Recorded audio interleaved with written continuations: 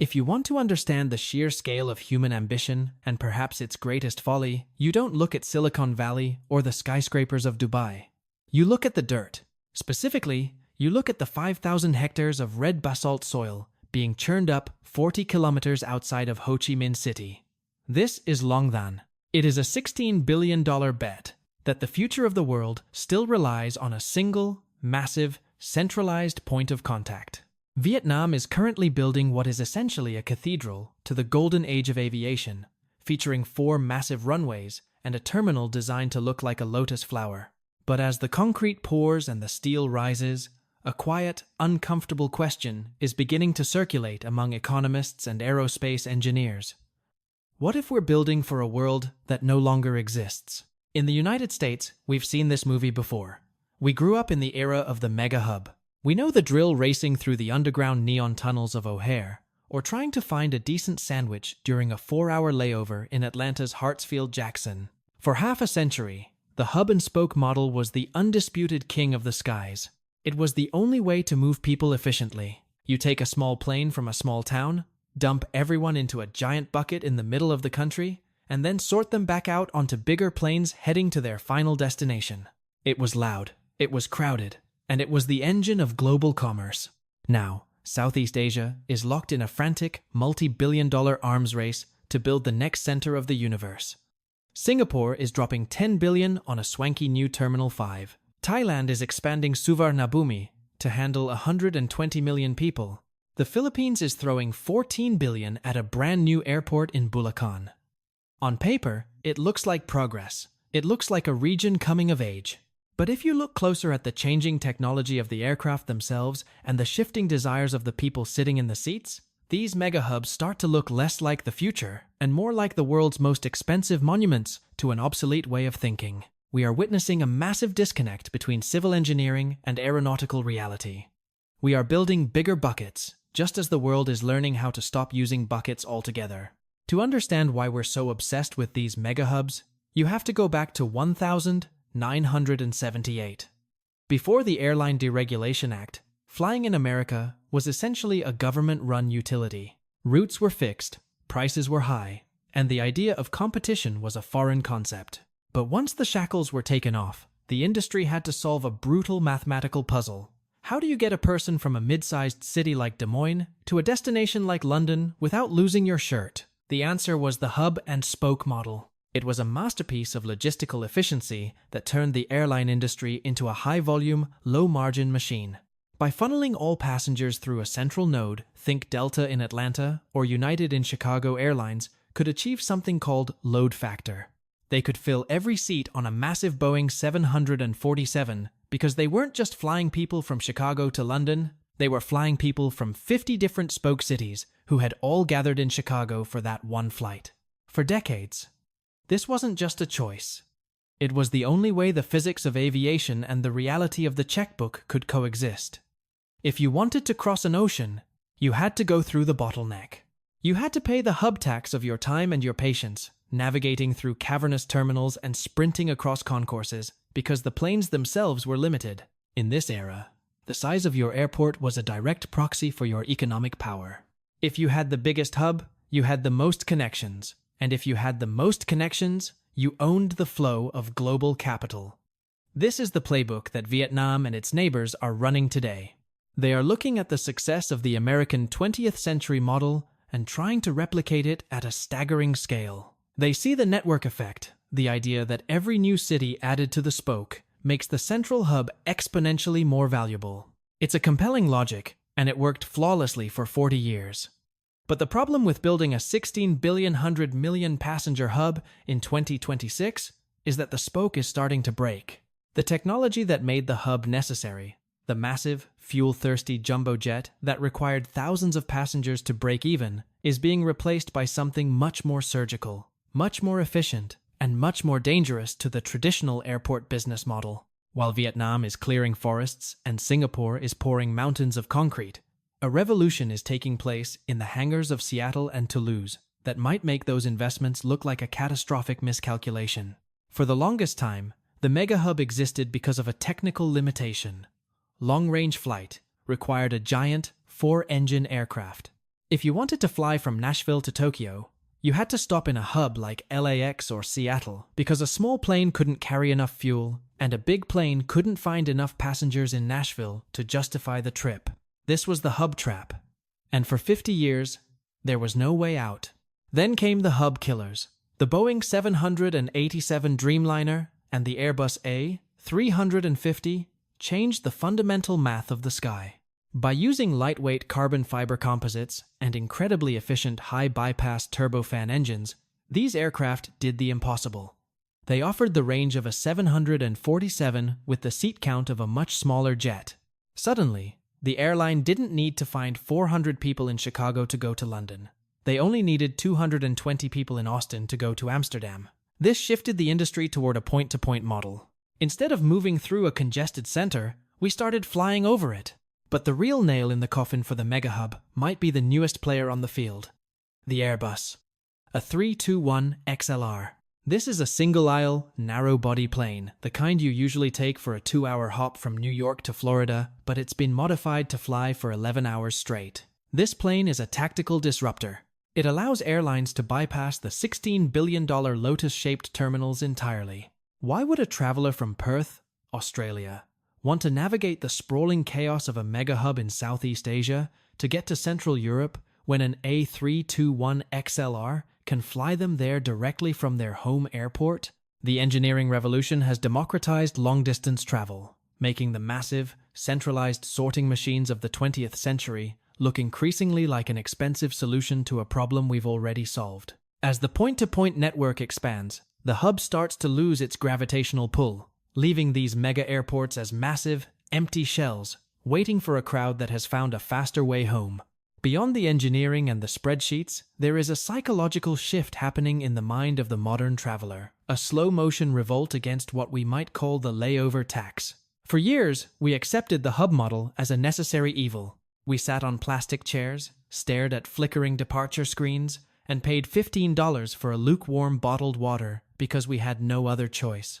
But as point-to-point travel becomes the new standard, our tolerance for the mega hub experience is hitting an all-time low. We are beginning to realize that the waterfall in Singapore's Jewel or the high-end luxury boutiques in a swanky new terminal are often just very expensive distractions. They are designed to make you forget that you are currently wasting 3 to 6 hours of your life in a place you never actually intended to visit. This is the hidden cost of the mega airport strategy. These facilities are so massive, remember, Long Thanh is 4 times the size of Heathrow, that just moving from Gate A to Gate Z becomes a logistical odyssey. When you factor in the de-hubbing of our schedules, the allure of the Grand Central Station of the sky starts to fade. The American traveler, in particular, is increasingly prioritizing time over amenities. We've seen the rise of secondary airports like Burbank or Manchester Boston Regional, where you can get from the curb to the gate in 15 minutes. This lean preference is a direct threat to the $16 billion bets being placed in Asia. If you're a business traveler in the 2030s, are you going to choose the Lotus Terminal with its sprawling duty-free malls and 40-minute tram rides between connections? Or are you going to take the direct flight on a quiet, efficient A321XLR that lands you exactly where you need to be? The mega airport is built on the assumption that the hub is a destination in itself. But for the vast majority of people, an airport is just a transition state, a necessary friction. By building bigger and more complex hubs, these nations are actually increasing that friction at the exact moment the market is demanding a frictionless experience. We are reaching a point where the experience of the airport can no longer compensate for the inefficiency of the route. The layover isn't a bonus vacation anymore. It's a bug in the system that we are finally learning how to patch. If you want to see the future of Southeast Asia's mega airport gamble, look no further than the American Midwest. The United States provides a perfect, and somewhat tragic, canary in the coal mine for the hub model. During the 1990s, cities like St. Louis and Pittsburgh invested hundreds of millions of dollars into massive terminal expansions, convinced that their status as a hub was their ticket to the global elite. They built the extra runways, they added the gleaming concourses, and they waited for the prosperity to roll in. But then, the industry shifted. Airlines consolidated, fuel prices spiked, and the point-to-point revolution began to take hold. Almost overnight, these secondary hubs were abandoned. Today, the Pittsburgh International Airport is literally tearing down its old mega-hub infrastructure to build a smaller, more efficient terminal because they simply don't have the connecting passengers anymore. They realized, too late, that being a hub isn't an inherent right, it's a temporary business arrangement. When an airline decides that a hub is no longer profitable, they don't just scale back, they leave.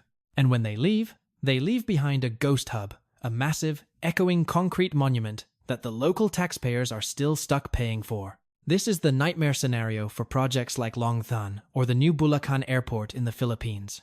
These nations are building from a position of current strength, looking at the skyrocketing tourism numbers of today and assuming that growth is a straight line that leads forever upward. But they are ignoring the fragility of the hub ecosystem. In the US, we learned that if you aren't a Tier 1 global city like New York, London, or Tokyo, your hub is essentially a tenant-landlord relationship where the tenant, the airline, has all the power. Vietnam is betting $16 billion that they can maintain a gravitational pull strong enough to keep airlines from simply flying over them. But as we saw in St. Louis and Pittsburgh, once the technology allows for a bypass, the hub becomes nothing more than an oversized, overpriced parking lot for a crowd that's already moved on.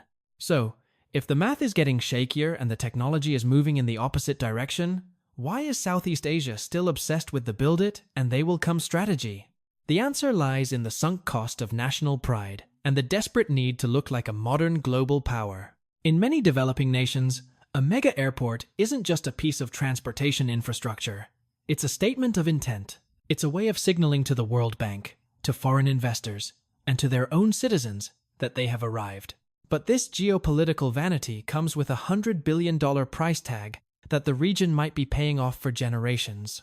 The risk of the white elephant is real. We've seen it with the massive, underutilized airports in Spain following the 2008 crash, and we've seen it with Sri Lanka's Matala Rajapaksa International, often called the world's emptiest airport.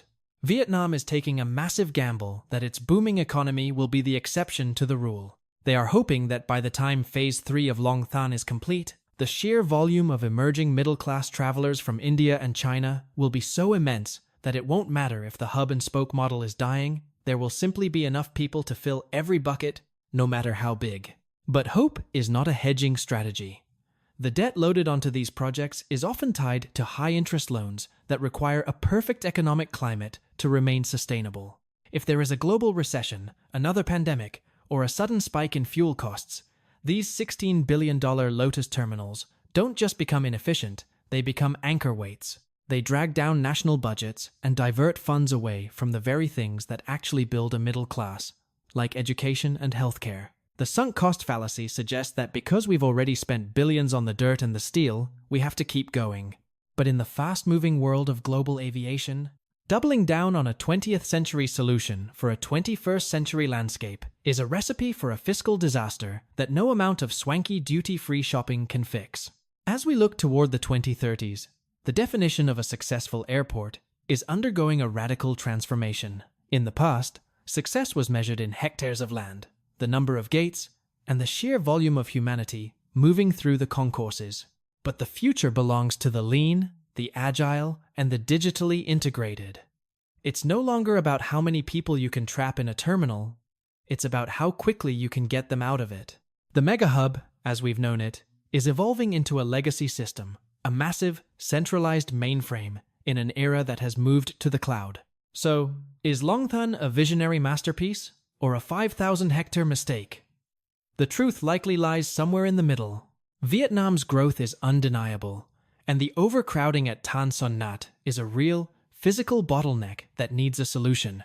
But by building a facility designed to rival the world's biggest transit points, they are essentially walking into a boxing ring with giants like Singapore's Changi and Qatar's Hamad International at the exact moment the sport is changing. While they are perfecting the Lotus design, the rest of the world is perfecting the direct flight.